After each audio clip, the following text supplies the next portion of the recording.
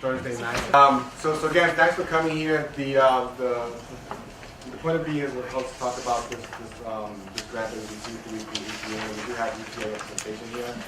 Chris Lombard from EPA. Again. So they provided us with funding to take on this project of kind of revitalizing a portion of our city that has long been abandoned. So we'll go on to the nuances and all specifics associated with the project. But before we start, I wanted to give our mayor, Dan Rivera, an opportunity to kind of welcome you all.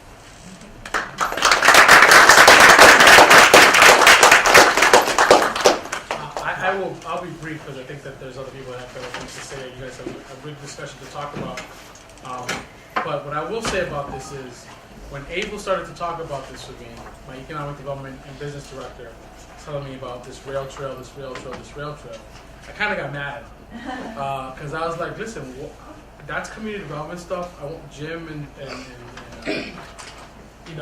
Sue and the guys over there. They do the park stuff. Why are you talking about rail trails? And he's like, well, there's a secret thing in here. There's all these commercial lots in here that we want to open up for commercial redevelopment. And it finally got me. Like, this is not just about this rail trail. But what it is about is when you're a community that has only 6.7 square miles, every piece of property, every lot is worth a lot to us. So that we can put all these things back on the map and we can get them all back and be in production, be it the rail trail for passive use, or the commercial lots that are butt them for active commercial use for jobs. All that stuff really matters. And we try to do every day is try to figure out a way to find these no man lands, these places that people just stop going. Imagine the train used to travel that. I don't see the maps out there. The train used to travel in the middle of the city all the time, and it just stopped doing it. And so all those places along there that were built, this economy that was built next to all those train places just went dormant. And we had to live around those things. So we live with the Lowell Street Bridge. It's kind of steep and high and bumpy. We live with the tracks over on Haverhill and West Street that kill our cars when you travel up Haverhill Street. We live with the blight around some of the businesses over by Railroad Street. We just live around this madness, and now we have an opportunity to bring some order to it, some sense to it, and maybe even some development to it. And I will say this last thing, and I'll sit down, is we have a great staff, Jim, Teresa, all the people in Able. But we got a lot of help from the EPA. We wouldn't have been able to do with their help. The money, the support, they really helped us. And we went to Bridgeport to see what Bridgeport was doing, all the great things they were doing. So they've really been a catalyst for all this. And again, you say, why's the EPA involved? And you're like, well, isn't the EPA about the environment? It is, but it is a tool to unlock all these developments. So I also will ask your patience for this conversation. You'll feel like we've got a lot of plans going. We have a lot of conversations. The LRA is doing an urban renewal plan. The West Essex Street, there was a West Essex Street plan. There was a West Merrimack Street plan, and East Merrimack. Here's the deal. I figured this out only after I became mayor. You have to have a study so that you can have a plan. Where's Teresa? Say if I get this right. You have to have the study so you can have a plan, so that you can design something, so that you can build something. So you may have 4 conversations about the same lot of land. But the important part is that if you miss a step, you're going to end up with a bad product. So remember, this is a process that usually takes 4 conversations, and then we can get it right. Thank you so much for being here. It's such a great crowd. I think that's I think that when we see the program and things are going to happen, I think it's reflective of that. I'd be remiss to say Council President Vasquez would be here. He's at the International Women's Day event over El Taller. He sends his regard along with the rest of the City Council. And I know you're going to hear from our colleague and our friend, State Representative Frank Moran. But we wouldn't be able to do a lot without the federal money, but also the state money, some brownfield dollars that they're going to get us, and all of the stuff they bring to our community. So thank you so much. Enjoy yourself. I'll be here for a little while to listen up, but if you have any questions, able to listen up there. Thank you.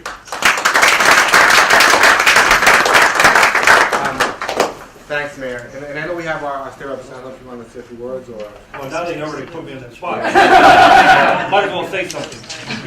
So 4 years I got elected as state rep, so I represent the Methuen and Andover as well, and mostly Lawrence.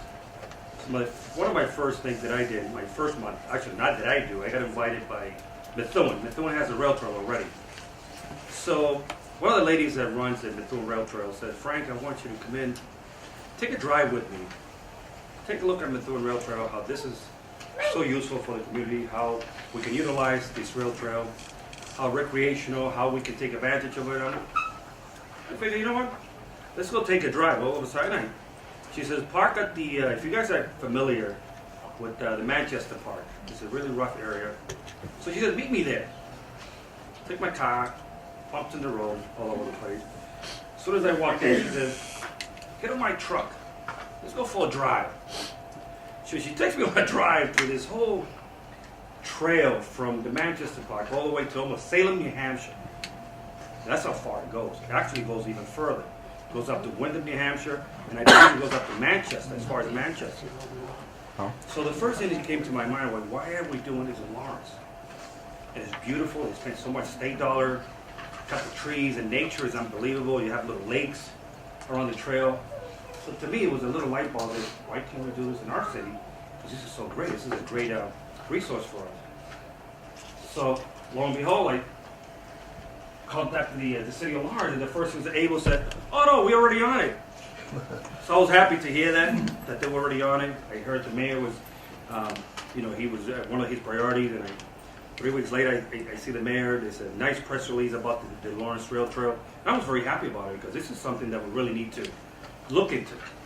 If you guys know the area very well, there's a bunch of triple deckers and 2 families around the area from Manchester Street all the way to South Lawrence. If you look at it, there's a lot of trash, mattresses, illegal dumping going on. If we as a city don't take care of the rail trail, people that own their homes are not going to clean up. We got to lead by example. If I clean in front of my house, my next door neighbor is going to follow suit and say, you know what, his lawn looks really good, so I'm going to cut my lawn. So if we do that, if we clean up that area, every home in that area, every single homeowner are going to follow suit. They're going to clean up. And obviously that eventually will lead to increase on their property values, right? And everybody's going to be happy. We have a good park. We have a right, nice rail trail that we can utilize. And eventually that's what it's going to lead to. So we got to lead by example. Let's clean it up. Let's do what we can. We'll go after funding because first call I get every April is from the mayor. Representative, we need $400,000 to see what we can do to make sure we get this all off the ground. So, I commend you, Mr. Mayor, because you have done a great job, and I thank you for taking the leadership and the initiative to make sure this rail trail happens. Thank you. And I hope that tonight, after we leave, we have a very good plan. That's what we're here for, right? Try to see what we can do, utilize it, and let's try to make our plan. Even though I represent Methuen. Let's try to see if our plan is a little better than Methuen, even though it's because I live in the Arlington district. So thank you all for coming and getting involved in this great project. Thank you. I think a lot of times we come to these meetings and we want to talk about what we can do, and the fact is that there's a lot of work that comes with these projects and a lot of feedback that we need from the community. And a lot of times it feels like the mayor said, we have a lot of planning efforts and not a lot is getting done. But the great thing about this project is that some things are happening. We at either end of the corridor, on Manchester Street and on Merrimack Street, there are things going on that's kind of moving along some of the things that we want to do. On Merrimack Street, the Merrimack paper site, we received help from EPA, so thanks again. $1.2 million to kind of help us with the contamination on the Merrimack paper site. So a little asbestos cleanup has been done there. It's not developed, of course, but we're moving the ball forward. On the other end, Manchester Street Park, some improvements have been made, and we're working with the property owner to really make improvements to the parking lot. I'm sure you guys have been to Manchester Street Park, beautiful park, but getting in there is not the best thing in the world, right? So we've been able to secure some funding through the Land and Water Conservation Fund and some funding through CDBG to make some improvements there. So hopefully within the next few months, also with the help of a consultant, CSS, we'll be able to come forward with a plan that will really help to make those improvements. And again, we need smart people to help us out with this stuff, so we don't do it all on our own. And we're fortunate enough to have CSS as our consultants. But we're also fortunate enough to have this organization that does a ton of stuff in the city. and that's from Lawrence, being represented by Leslie.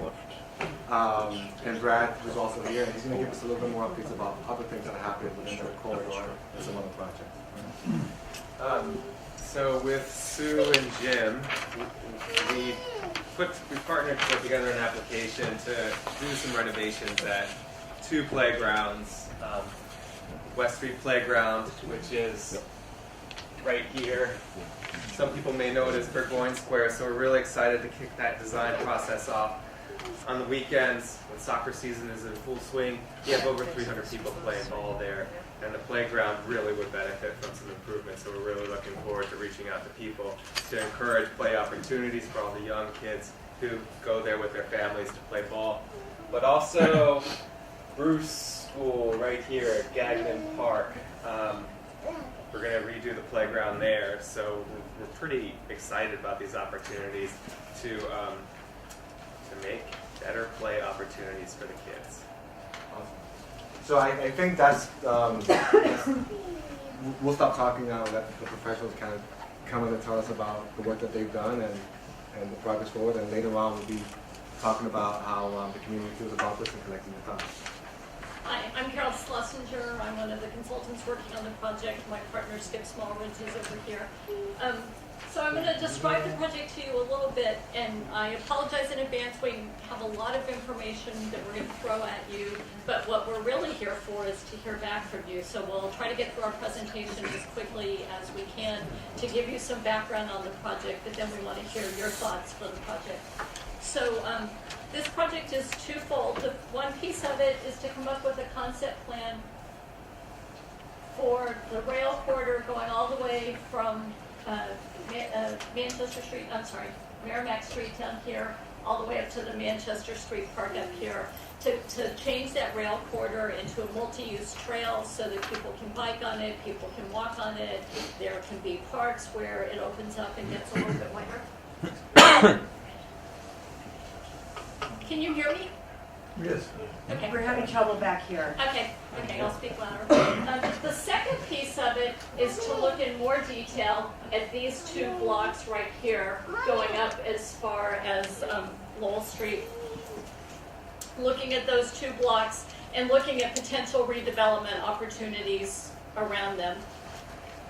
So our project schedule, we started in November. We've been learning the corridor, talking to people in the area.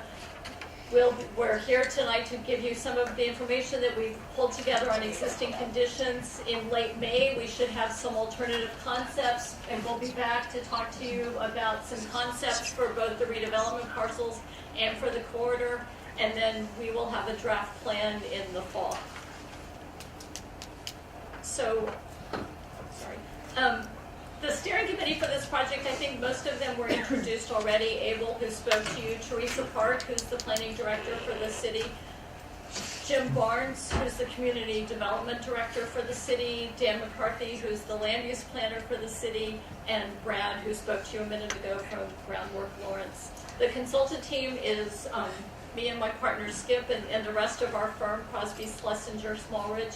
We have Byrne McKinney Associates on the team to look at market and financial analysis. CDW Consultants has been looking at the environmental conditions on the site and civil engineering, and Hardesty and Hanover structural engineers are looking at the bridge conditions. There are a number of bridges in the project area. So the meeting will go through what we've learned about the site, and then have breakout groups where we want to answer a number of questions. And I won't go through the questions now because we'll go through them at the end. And then we'll get back together to see what happened in each of the breakout groups. Quickly, this is a map of the project area in 1893. And you can see already these 2 blocks, these are the redevelopment blocks. Already by 1893, they were already very well delineated and the rail corridor was there.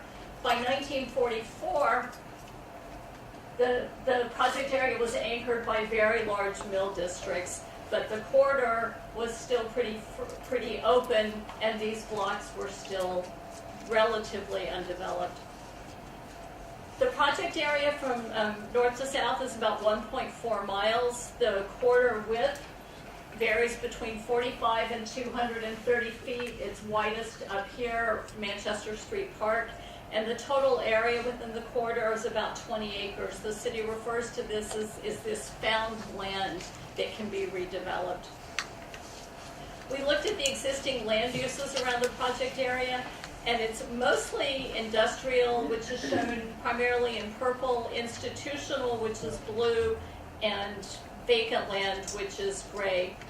There's also a large residential population over here on the west side, and some retail and commercial shown in red along Broadway, which is going up this way.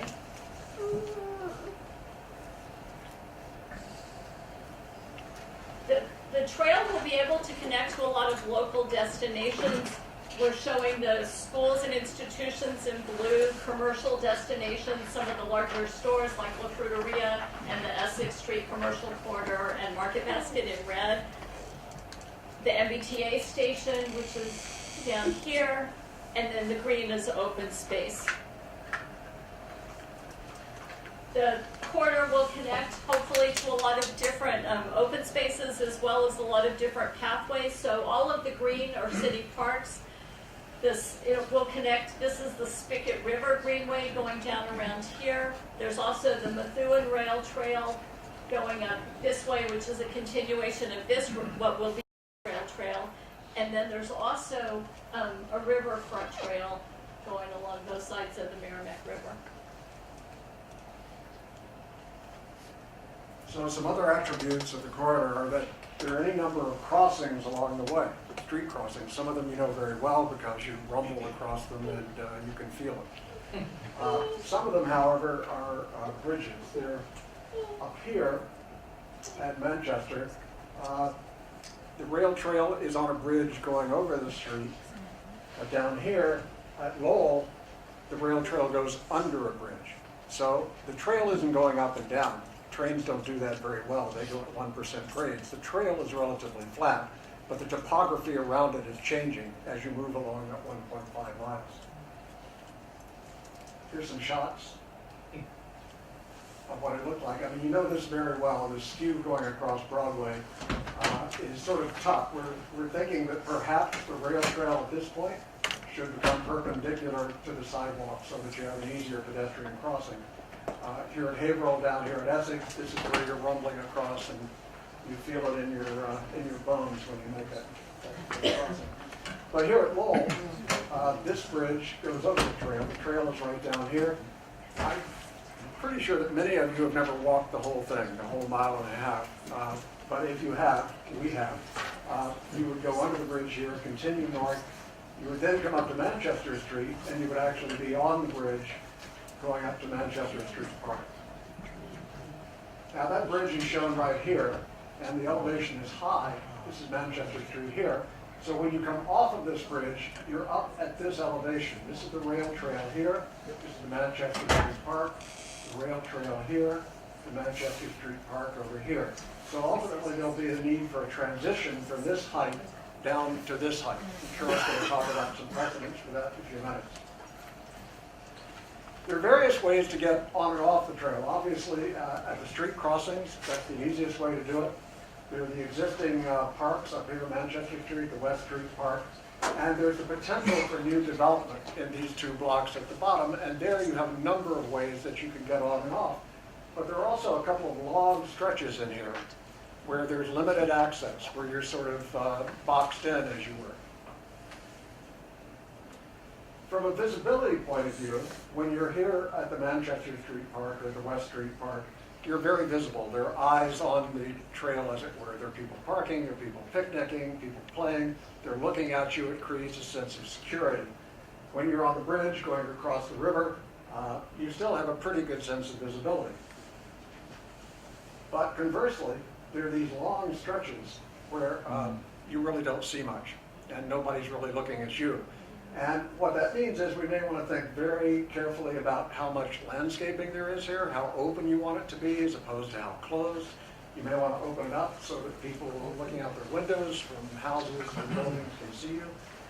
Here at the street crossings, of course, there's very good visibility. There are some sections here which go right by older industrial buildings, and it's pretty desolate down there. We walk down there, there are no eyes on that space, as it were. So we want to be very careful when we're doing this to build in security, to make sure that there's as much visibility of the park, of the rail trail as possible. The bridges are sort of an interesting subject unto themselves. This, of course, is the Lowell Street Bridge, a little rickety.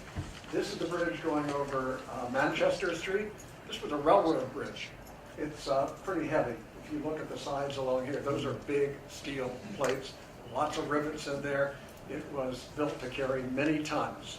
It will carry people very easily, but you've got to take up the old planks along here. You can see where the rails were rust along there.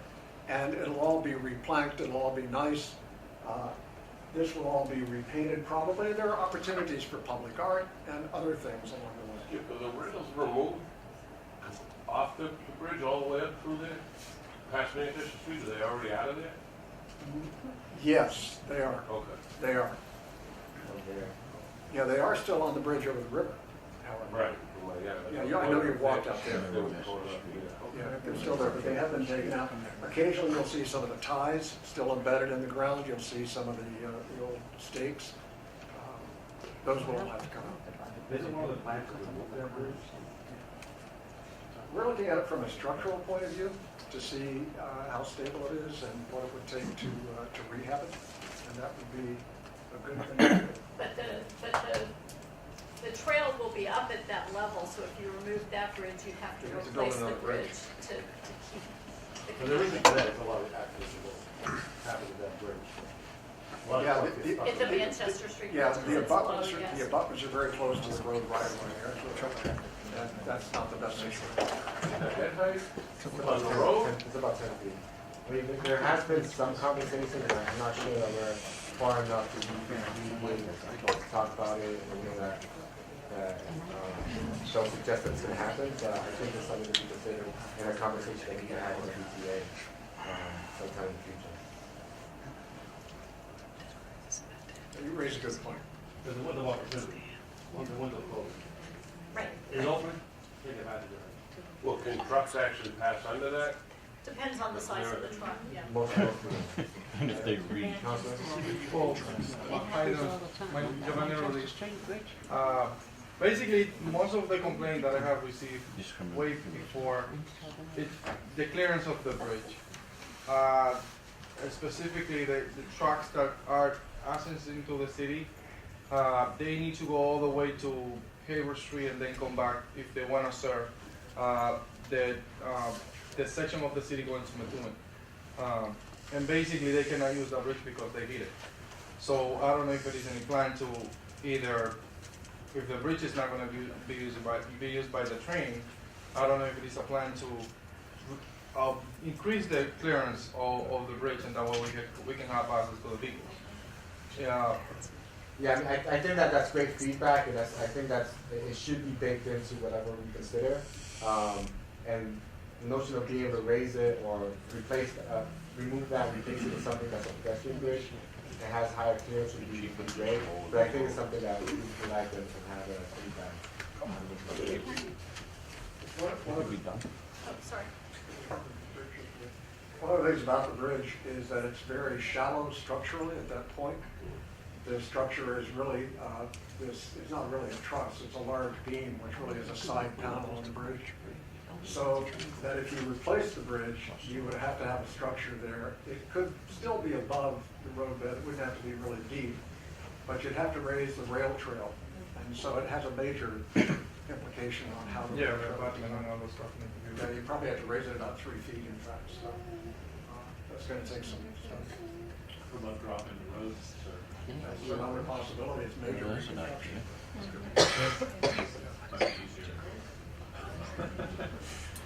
Good point. Yeah, are there utilities to do all kinds of issues? Yeah, there's fiber optic utilities under the bridge, there's Verizon over the bridge, and then there's a 10-inch steam line easement that runs over the bridge as well. It's probably not active, but there are active utilities under the bridge right now. Well, that's on the list for further study. So the redevelopment blocks, to define this is Broadway right here, and Canal Street down here, Lowell Street, Essex Street here, bisecting it.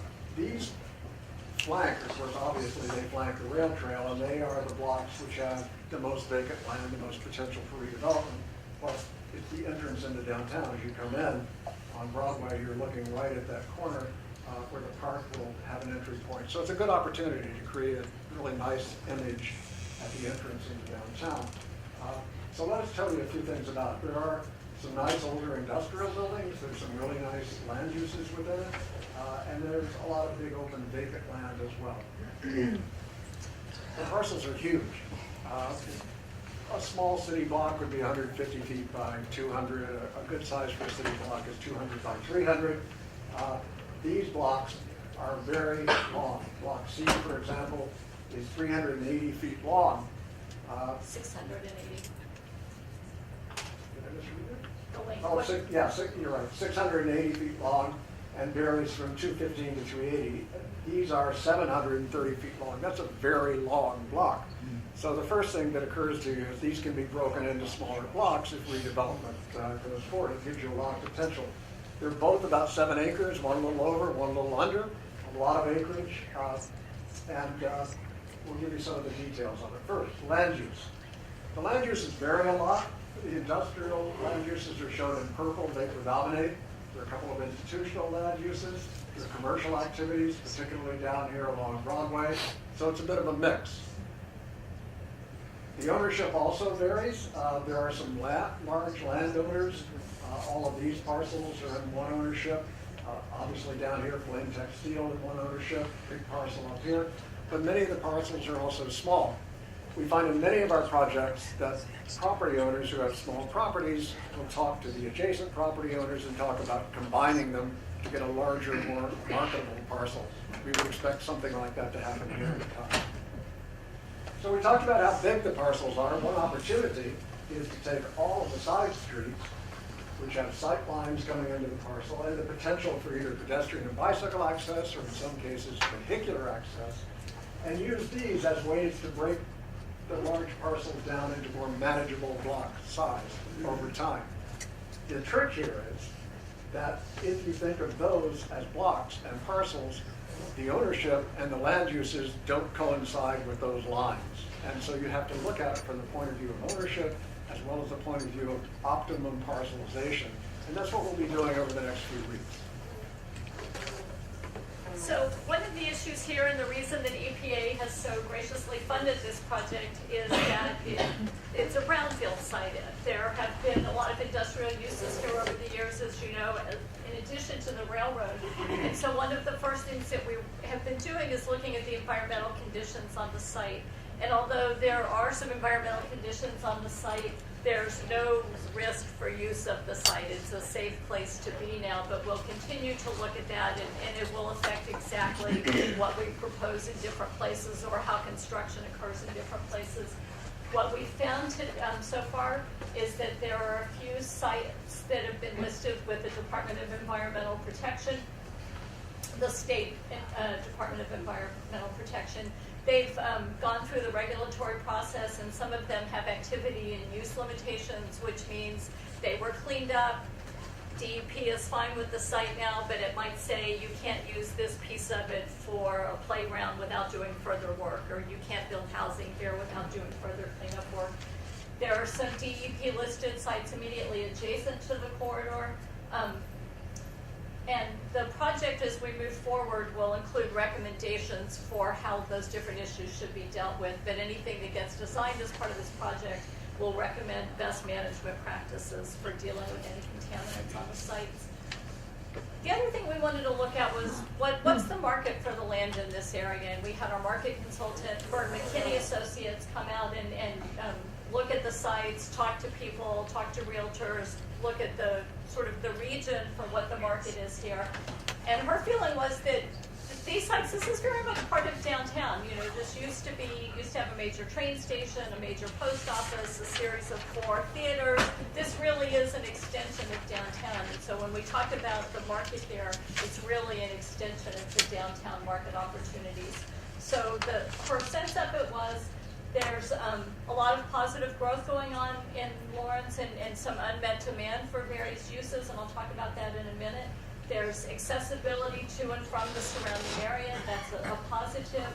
There's substantial population and employment densities in the area. There's historic significance in the area, and that's very appealing to a lot of people. There's some beautiful old buildings in the area, and it makes it be a very nice place. And there's a very authentic downtown environment. Unlike a lot of cities and towns, you really have a downtown, and people feel like they're downtown. That's very much a positive. There are also some challenges. There are some existing site conditions. As I talked about, some contamination. There's also some perception problems with people thinking of this as over there or in the back. So making people think of this as an area that could be redeveloped and where you might have housing and you might have other kinds of commercial uses will take some marketing. There's a lot of competition in the surrounding area, and new construction is expensive, so new construction in this area will probably require financial incentives, either tax breaks or using federal housing program money, things like that, historic tax credits, those kinds of incentives. There's a market for residential use, what she refers to as value market. There's a strong demand for that, which means housing here is less expensive than in some of the neighboring communities, and there's still a strong demand for that. And there's also a strong demand for conversion of existing buildings or mid-rise buildings. You're probably all familiar with this building, Lot 550, that was recently rehabilitated and expanded. It's a good example of the kind of housing in this area that there's a very strong demand for. There's a demand for neighborhood and community retail. This isn't destination retail, probably. People aren't going to come here from miles away for specific stores, but there's a lot of demand for restaurants, groceries, convenience stores, entertainment. And if this corridor were really developed when the rail trail's in there and it's all very nice, the people visiting will bring additional demand for new uses here. There's also there's not a lot of demand here for office use. It would be dependent on an identified user wanting to come here.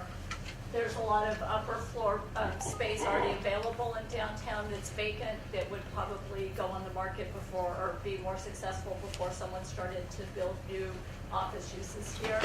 There's an opportunity for some institutional and public sector office use, including nonprofits, and that would help to bring people into the project area. And finally, industrial. Again, the construction of new space would require identifying exactly who the user was going to be, but there's some opportunities for some creative economy or foodie uses. This picture here is an industrial building in Somerville that's been rehabbed for use by a variety of arts and food-related industries. And this is a communal kitchen operation that's going on in Dorchester in Boston. It was an old industrial building that's been rehabbed, and a number of food trucks and catering companies and small food companies cooperatively use the kitchen and the delivery areas and the refrigeration and all of that. It's been very successful. So what we want to talk about now, I'm going to go through quickly a series of slides that show all the things we've been talking about, how they've been done in other places, just to sort of get you excited and give you some ideas for the discussion that's coming up. So these are examples of trails in other locations, ranging from places where we showed where, it's fairly isolated, where you're going in a pretty, it's nicely landscaped, but there aren't buildings on either side, to ones that are really going through industrial districts and immediately adjacent to industrial buildings. Carol, do you know where that one is there with the kind with the industrial one in the lower middle? Yeah. This one, I do, It's not what I just was wondering. no, I know, I should be able, it will come to me by the end of the meeting. It's not Lowell. These are how people have dealt with grade crossings. We talked about that as being an issue, at its simplest use, you just put up a barricade so people that are going quickly on a bicycle know they have to stop before they cross the street. You can also indicate it with nice paving. That's a much nicer way of warning people that they're coming up against something. These kind of attractive bollards help to stop people. So there are a number of ways to deal with that. Access and grade change. Skip was talking about how at Manchester Street Park, the rail trail would be up here, but the park is down here. And how do you get people from one to the other, and how can you make that be a nice space? And people have done it in a variety of ways. These are a couple of examples of places where they've stepped it down, and the steps become both planted areas. Sorry. Steps become both planted areas as well as seating areas, and it makes for a nice transition. You know, you could also do a boardwalk that zigzags back and forth, connecting the different levels as well as around.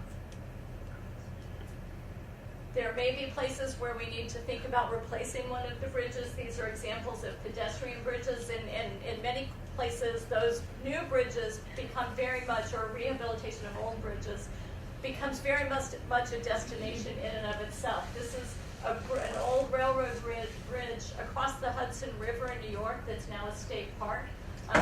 Goes all the way across the river. There's really nice gateway areas at both sides of it. I've actually walked across it. It's a beautiful river and bridge, but also really nice park at either end.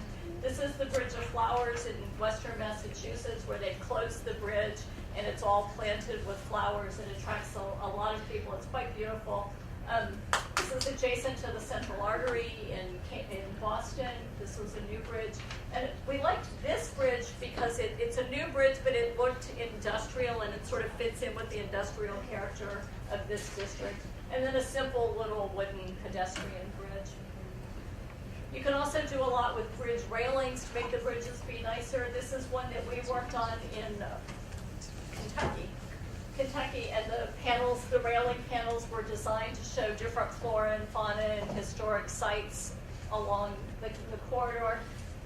These are really simple wooden railings. This is a nice combination of wood and metal, and then a very modern railing. So we'll look at those kinds of details as we move further along. Where it goes under a Lowell street, sometimes those underpasses can get dark and a little creepy, so you want to do things to make them be nicer. You can do it just with paint. This bridge was just painted to look like giant Lego blocks. It's a really cheap, and what we refer to as a cheap and cheerful solution. This is in Germany. This one's been tiled with art from the community. This is one because this is actually going under a railroad corridor in East Cambridge, and it used to be this really dark, dreary place, and now it's well lit, there's public art, it's very nice. There are places where the trail will widen out, and there are opportunities for overlooks. There are opportunities for overlooks and open spaces, places where you could look out, for example, down into the Manchester Street Park and over that piece of Peters Pond, which is quite beautiful. There's also places where you might put in benches. It could become a gathering space.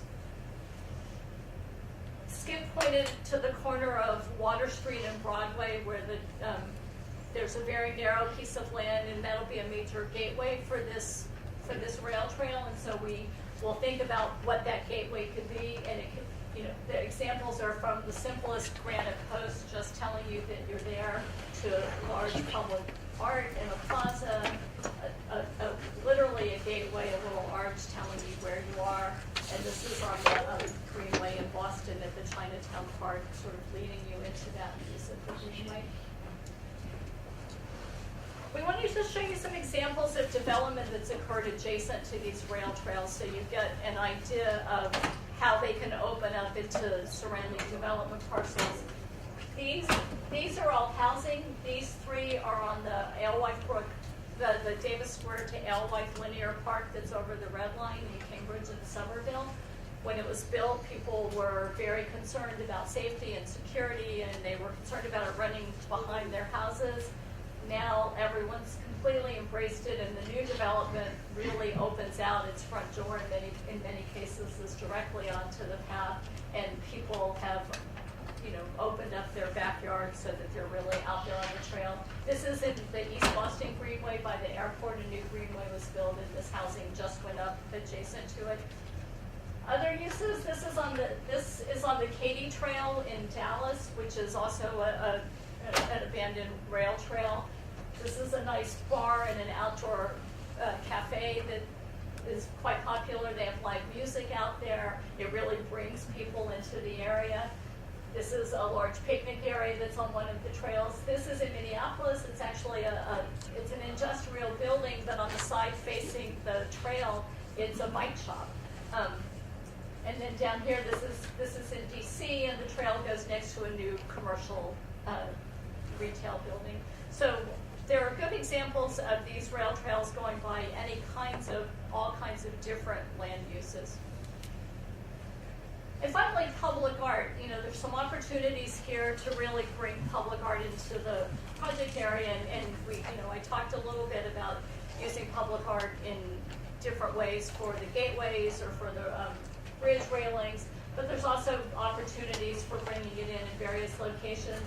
This is a kinetic sculpture that's wind power. This is Sky King, which is in New York. This is one of my favorite ones. This is in Louisville, Kentucky, and it's on their main street, but it's a series of Louisville's famous for their carved walking sticks. And for the tree supports down an old section of Main Street, they've made bronze casts of these old hand-carved walking sticks. And so it's a way to both bring history into it, but also to provide something that you need in the area. This is a water fountain in a park in Cambridge. This is in Medford, illustrating the shipping industry that had been in the location of this park. And this is in Dorchester in Boston, where the clap pear was first bred, and there had been a grove of clap pear trees there, and it's in a major intersection in Dorchester. It's a giant clap pear. It's actually a really wonderful sculpture. So hopefully that sparked your imagination a little bit, got you excited about what can happen here. And what we want to do now is break up into groups around these tables, and one of us will be at each of the tables, and we have a series of questions that we want to talk to you about for the next half hour. Quickly, just so the questions are, how's the corridor used now? Have any of you been on it? Do you know anyone who's on it? What do you know about it? How would you use the trail if it was there? Would you use it to commute to work? Would you use it to get to other destinations? Would you use it for recreation? What are some of the important connections we should be trying to make? What amenities and programming would encourage you to use the trail? Would you be more likely to use it if there was a playground, if there was lighting, if there were water fountains? What uses would you like to see on the redevelopment parcels? And finally, what else do you want us to know about the project area that we haven't seen to have learned already? We want to hear that from you.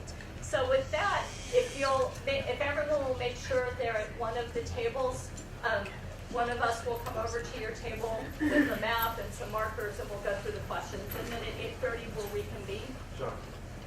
So before we do that, I'd just like to take the opportunity. I know we have some city councils that just came in. From District B, we have Estela Reyes. Giovanni Rodriguez is right outside. He's from District D. A portion of the corridor is from District D, and then the council president from District C. Most of the corridor is from District C. So it's great to have them. Thanks for coming. So we'll be handing out the map. Let's try to combine the tables.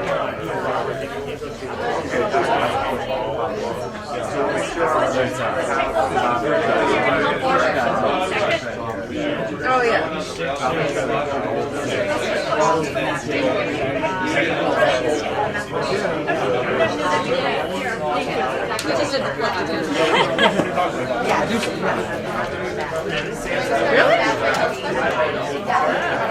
Does every table have a person that's going to be called out? Yes. Yes? Yes. All right. All right, who wants to go first? Yes. Who's going first? What you guys talk about? I'll hold this up against the wall. There you go. Okay, you want us to go through all the questions? Or just summarize some of your thoughts. Okay, I think in summary, our concerns were about safety, lighting, maintenance, and the budget for all those things. So that was an overall concern for the whole distance of the trail. There has been some use for skiing. Most of the group felt that there'd be a lot of use for pedestrian and biking if it were renovated. The important connections and destinations. There's a need for a connection here from the North Tower Hill area, or the Upper Tower Hill area, I should say. There's no real access here. Also, a real interest in trying to open up the area between Lowell and Haverhill Street. Feeling that area between Lowell and Haverhill would be a real opportunity to open this area up, use some of the old brick buildings. And the point we want to make there is that this is not necessarily an area of emphasis compared to these two big parcels down below. So the recommendation from our table is to make sure that the entire area has an even-handed approach to it. And a little bit of hesitancy for additional residential use and emphasis on more commercial and industrial use. Lastly, the importance of opening up access from the Burgoyne Square or West Street Park. Right now it's fenced off, but there's the fence has been removed in some places, but that has to be opened up. So that's the basic things that we had talked about. Awesome. Also, we talked. One thing that keep no, I just noticed that we put a lot of stuff on the map, so make sure you guys take the map with you. The existing truck use is a real challenge and a real problem for pedestrians and residential folks. So I know that had not come up in any of our internal discussions, and there's still a heavy use of trucks and difficult turns that have to be made, so navigating that is something that needs to be paid attention to. Thank you. All right, great. And we'll take all of the maps and the notes with us when we leave, so no matter how you jotted down your discussion, we'll take it, and that'll all be part of the record of the meeting. All right, so who's going to take the job of following Jim Barnes? We will. Go ahead. Help me hold this up.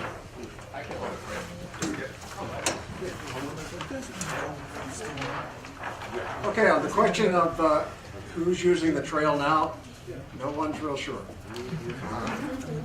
A lot of people have been out on it. On the question of how would you use the trail, a lot of thoughts about that. The first thought was recreation, obviously, and then there was talk about people who now get on and use the trail going up to Methuen, to go up to the Christmas tree store, to go to Lowe's. People get on their bikes, they go a long way to get to commercial destinations up there. And there was a conversation about whether or not people might not do the same to come down to Market Basket or the Farmers Market or other locations.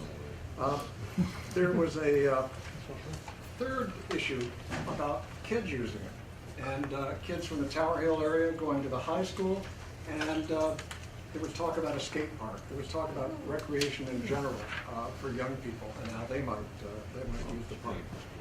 Important connections and destinations, again, downtown Market Basket and the destinations up there and the high school down here. Amenities, programming, etc. Lighting was the number one that people would like to see. There was talk about surveillance or security cameras. And I pointed out that in surveys that have been done for transit authorities, lighting and cameras are the two items that come up most frequently. Lighting is number one. Cameras are a mixed bag because some people don't think there's anybody at the other end looking at the monitor. And so what people really like is to see real human being eyes on the space itself. That's real security. And that's what we would like to see. What other amenities on there? People started talking about other forms of recreation and doing this as sort of a fitness trail. What if you had various sorts of exercises going? You know, you walk for half a mile, then you chin yourself on a bar. You walk for another half a mile, and you do something else. And there was also talk about having markers. I'd never thought of this before. But the conversation was, if you know how far you're going, it's more of an incentive to actually get out and walk and exercise because you have this sense of pride that you've done something, as opposed to wandering aimlessly. That has never come up before in any conversation I've ever been in. It's a great idea. Do you know what a Fitbit is? Yeah. So this is sort of a 19th century Fitbit.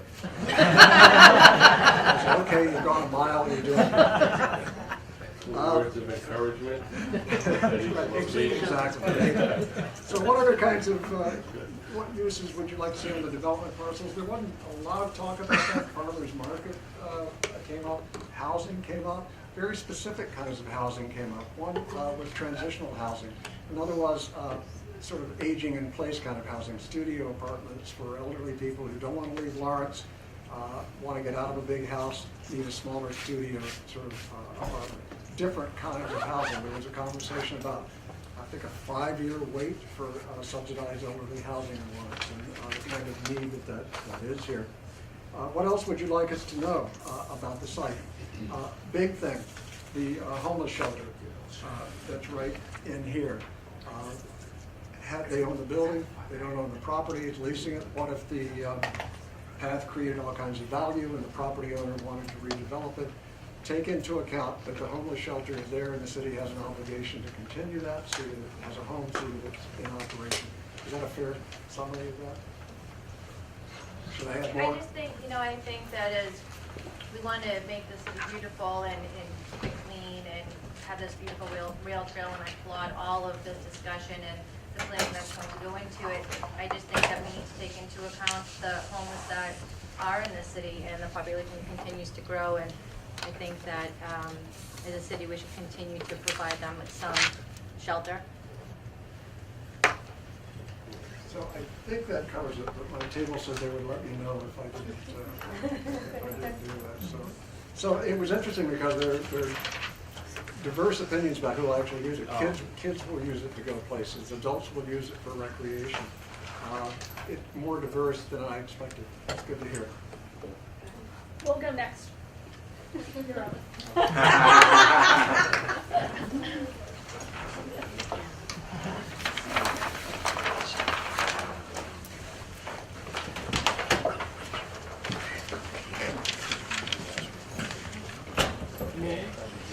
So, when we were asked how the corridor would be used,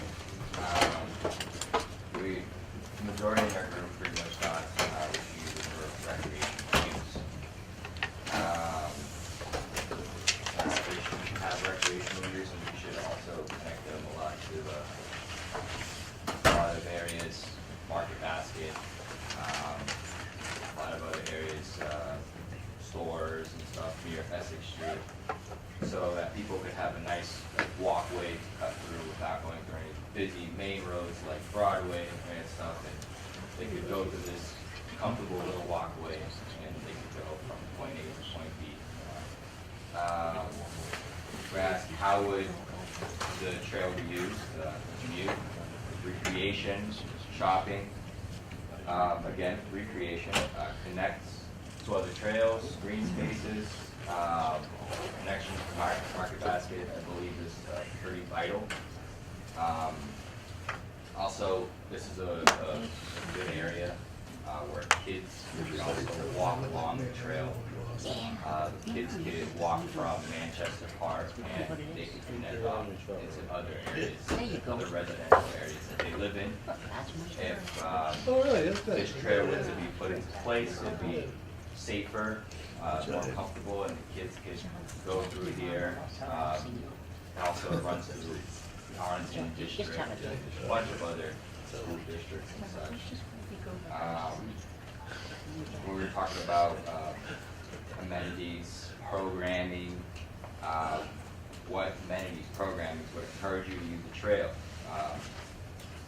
We figured that we should have lighting instead of a dark trail.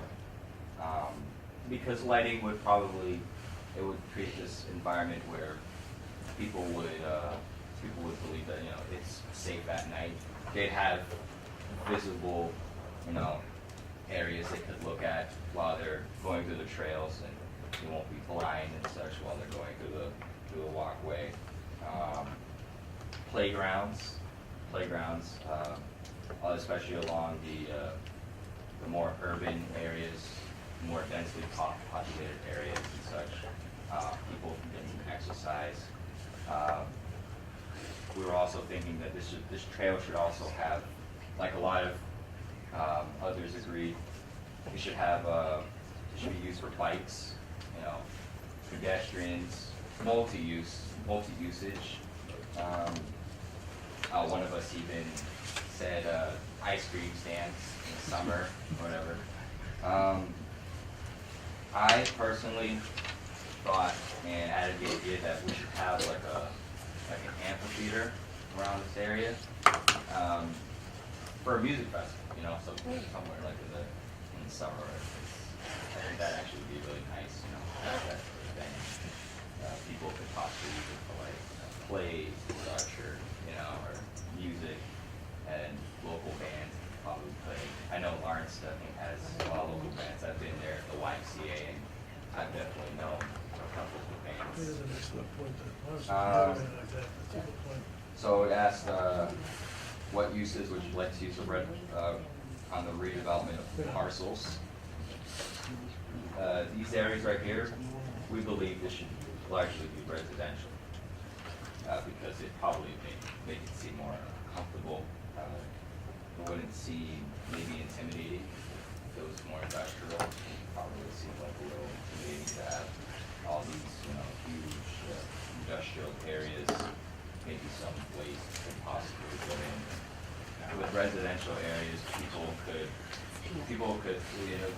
more people would live around the area, you know, with some nice like apartment buildings. It create a lot more entry into the trail itself. Food trucks, possibly, like little food trucks lots, because of, you know, the empty lots that were along the trails that no one really uses. They could possibly use food truck lots, whatever. I mean, we have a little food truck lot on Essex Street, and a lot of people seem to like it. So we could possibly, that's a possibility, you know, using those lots for food trucks. People could, you know, while they're walking on the trail, they could eat or something like that. They could enjoy their time, you know. If they're running or something, they could get a little snack or something. Gatehouse landmarks too. Gatehouse landmarks to show where you are at in Lawrence, or maybe near you. You know, when you're moving off the trail, mark that. So here, you know, this store's right here. This plaza area is right here. It's pretty cool for the people while they're walking around this area.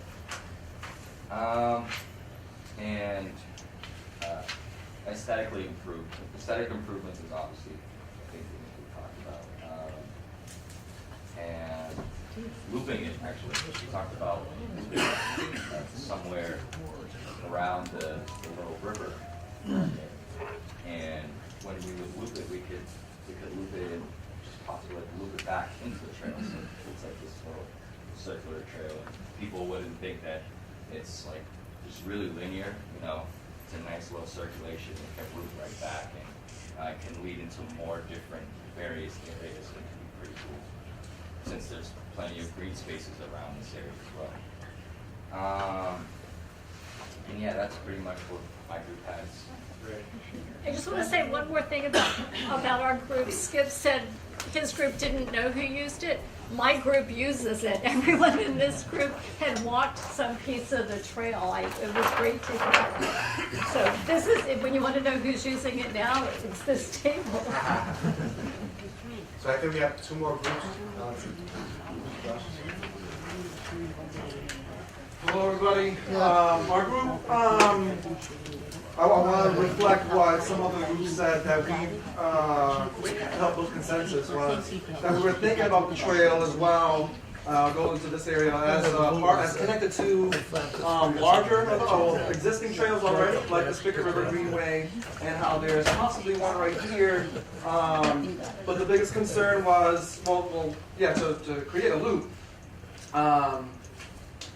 Okay, another item is, in order to bring people down, to attract people here, they need some kind of attraction. There needs to be some kind of emphasis on recreation, some central community spot, maybe in the Pemberton area, maybe across, I don't know. But needing to have some central location, like a concert thing was thought about, having a bike repair shop or bike rentals, ice cream shops. And so we were talking about also spots to take note of along the corridor was that there are several parks located here, over here. And the Pemberton Park, of course, was right there. As well as we thought about the methadone clinic, we thought about the homeless shelter, and the post office, as well as Buckley parking garage. And trying to figure out how to get people to those areas as well. One idea, and there was also a focus on having restaurants, and I think part of the idea would be to have outside seating on the trail as well. Because I know that we know that there's a need for it, there's a want for it on Essex Street, it just hasn't been able to happen. One restaurant has it right now, but people want more of that.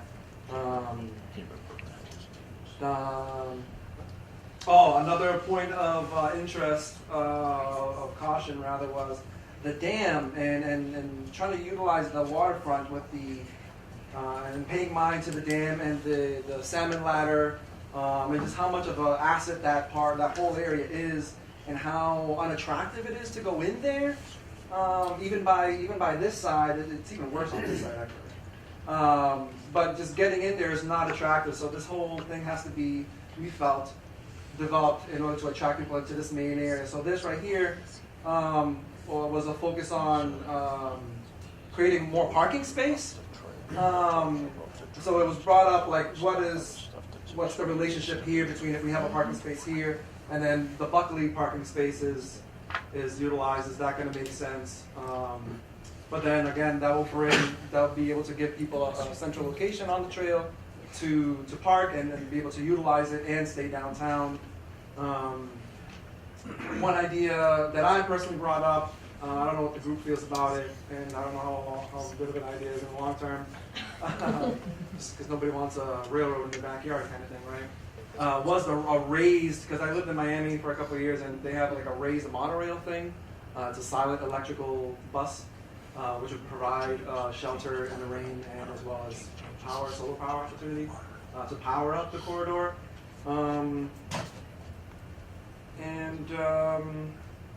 Pemberton Park, the Merrimack River, entrance to the waterway, boats right there.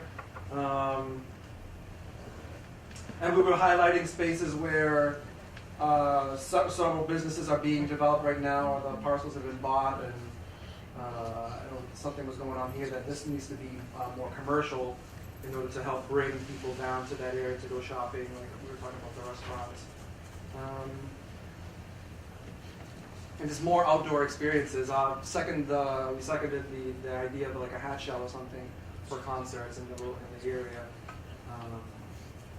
But personally, I'm not trying to take away from the common hat shell or stage. Traffic-wise, we were talking about who actually uses the corridor. It was mostly homeless people. I think there was a comment about homeless people being somewhere within here, but the area being cleared out already for homeless. But that high schoolers use that as like a shortcut to get to the areas. And high schools are definitely crossing the bridge for sure. Community gardens up here is a point of interest. Anything else? And a Ferris wheel. We have two more groups, right? Or one more group? One more. No, these guys have it. We went. Oh, yeah, they went. All right. So,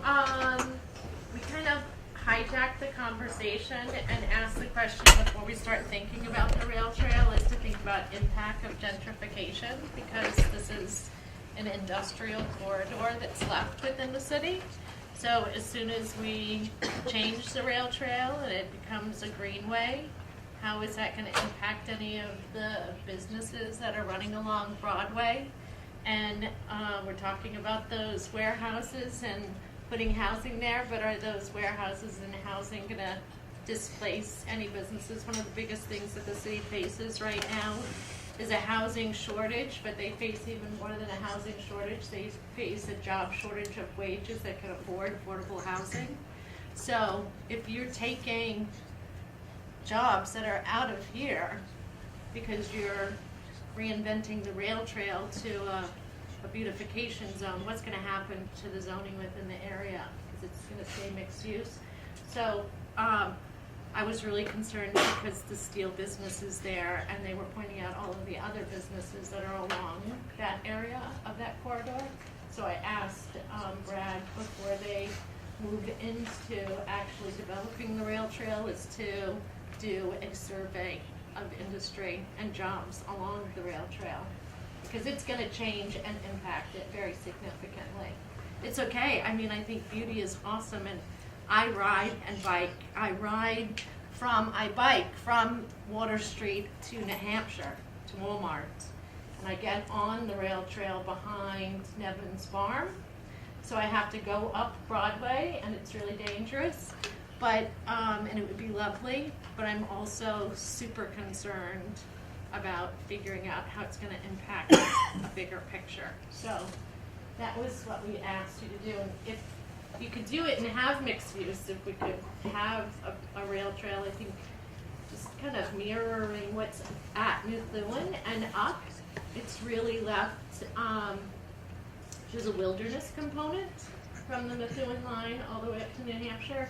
They haven't overly greened it, so it has a rough, rural environment to it, and I think that that's kind of nice. I like the idea that they're talking about markers. So there's so much history, and when they did the history markers for some of the Spigot River and the other areas that they've changed throughout the city, you know, like Sam's got that amazing steel sign. If, God forbid, he decides he's got to sell his building, it would be awesome if you leave that steel archway sign as an entry to the rail trail. How's my casino gonna fit in? I don't know. Actually, your casino's gonna go down into that little complex over there where you're gonna leave your bike. What is that store? The other thing that we really talked a lot about is that, Where it should start. yeah, where's it gonna start? So, you know, this is the point of conversation right here. But the reality is that the rail trail starts here, and that there is a lot of conversation about this area right here that's been a sort of focus of development for the city, and that people are walking across this bridge. And is this where, you know, like, does Lawrence sort of say, let's finish this and then move up here? Or do we stop what we've been doing here and move here and then start working up? So we were asking about, because this is here and it's deteriorating, and should some money and investment be put into the bridge across the The other water? thing was the concern about the bridge. To keep that in the rail trail could be very expensive to repair any bridge like that crossing that large river. The other thing is that, of course, it already exists, so to keep it in there and not have to build one is also a great idea. Well, of course, we mirrored a lot of other people's thoughts about lighting, safety. It's Sam, definitely what about the people key. who you see using it already? Yeah, exactly what the other fellow said. There is a lot of kids, a lot of people that walk daily, maybe 50, 60 people a day probably cut through my property to go onto that bridge or go down across to South Lawrence. And it was even more intense when the high school was on Haverhill Street. Right, a It's lot of actually lightened up quite a And bit. I don't think there's any railing on there. It's a pretty scary bridge, but yet for some reason, I think they cross that bridge and keep on it rather than get on Route 28. I'm not sure why, but they do. and they'll cut right across on the railroad bridge, because there's no trains, so maybe, who knows. But from those two streets, for sure, Haverhill to Lowell, or Essex to Lowell, or Haverhill Street, in my opinion, even before you get lighting, before you do anything, if you just went up there and chipped everything out and cut it out, in this day and age, you'd probably reduce an incredible amount of crime that happens just every day right now. The gathering that goes on up through there, because police can't go up through there right now. Nobody goes up through there except for people, well, you do maybe. I'm rather surprised, because I'm a little leery going up there in broad daylight. And I'm not afraid to travel anywhere, but up through there in broad daylight, sometimes I've been looking over my shoulder. Until they clear it out. And what else? That it? Yeah, and we would echo the same thing about the whatever's there now is that there is the shelter and, you know, there are, along the rail trail, there are mechanic businesses that people are entry positions when they move into the gateway city, and so, and please don't get me wrong, I love beauty and I want there to be some place where I can jog or walk safely and feel a sense of nature. But I'm also really super concerned about it's, you know, how does it impact it? If we ask even, what did the Spigot River do to the surrounding community for industry and work? Maybe nothing. Like, you know, Brad was saying that it opened up opportunities for kids to walk and feel safer. So maybe it's nothing, or maybe it's something. Maybe we ask about these places that they're talking about that they showed us. In the Dorchester community, how did it displace or change those economic environments as well? The one thing that this group did bring up was the Manchester Street Bridge. And John, you were talking about the rotary. Well, yeah, I was just mentioning that rotary has always been a problem with automobiles. And do we really want to make it accessible to trucks? That, you know, is it going to make it more congested? Where are they actually going to travel? With, you know, where are they going to go? They end up going to go along the cemetery into Methuen, or do we really want to have them, you know, head up towards 110 to get back on the highways? You know, the infrastructure already exists. You know, try to rehab it and make it work. We had discussed that the trucks, you know, accessing that rotary could create more problems. Right. We've also talked about West Street being a big cut through and people driving very fast on West Street. It's unsafe. Because if they get off Broadway, because the traffic, so So that's great. I think we've gotten more feedback than we had anticipated. So thank you very much for being here and providing us with this wonderful feedback. The consultants have a difficult job of gathering all this information and putting it together.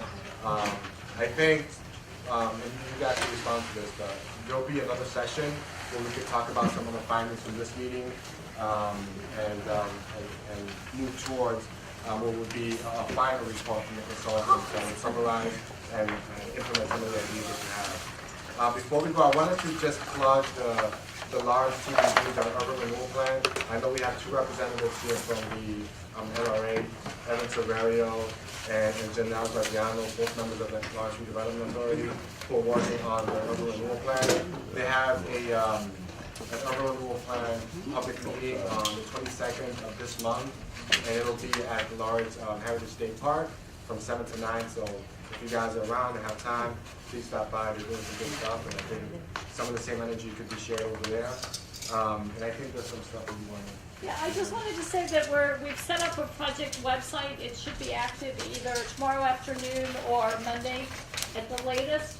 The URL for it is Plan LMRC. It's what you see on all of your pieces of paper here, planlmrc.com. And the presentation from this meeting, as well as announcements for future meetings and some background information on the project, will all be up on the website. Hopefully we'll get it up tomorrow afternoon, but it may be Monday morning. We were ironing out a few things. at the last minute today, but it'll be up by next week at the latest, by Monday at the latest. So this was great. On behalf of the consultant team, you guys were really good. It gave us tons of information to go back and think about.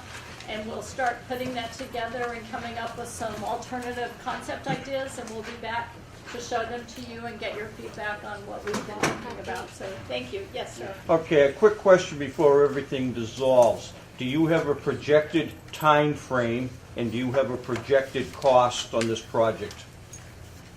No. Yeah, I think that the one projection that we do have is that we intend to be complete with the planning process sometime in November. When are people going to be able to get out there on their bicycles and their roller We're not skates? sure. I think this process is to show that there's part of the reason why it's important to have people here and giving the testimony about the site is to prove to potential funders that the community wants this. So being here is a big part of being able to secure funding. Giving your thoughts, ideas will help people like the EPA continue to support our efforts. So the more energy, the more involvement that we have from the community, the easier it will be for us to make the argument that the community wants and needs this. So my response to that is stay involved, stay informed, and keep bugging us about it. And I think it will have the time. Hey, let me ask you one quick question, please.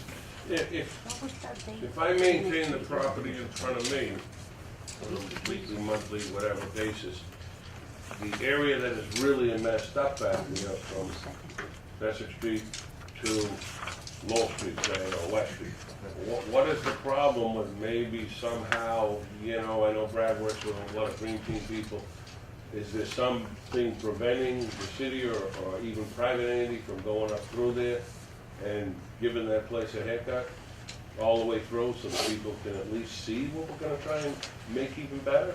Right now you look up there and who the hell wants to invest? Like just cutting the weeds. And right, cut the weeds down and just open it up, mow it, get through there with a mower. I'm not sure that there is. I mean, we part of this was that in order to be able to do anything on that corridor, we needed to get a lease from the MBTA. So we were able to secure that. So a 99-year lease says that we have access to it and we could do things on the rail corridor. So I don't see why not. Maybe we can encourage, some type of a fundraising effort. I know we're going to spend, I'm not trying to take Carol's money, we're going to spend $200,000 to do a study. We could spend $1,000 and probably maybe $5,000 and just get it started. That's fair. Possibility. I'm not going to do it. I'll just add, But I'll let someone else do it. It's a great idea, and I think it's something that's been echoed by a few other folks in the room. So to that extent, this is a takeaway for us. So we've got to figure out what we need to do to get that done. I can put the first $100 in it. Thank you.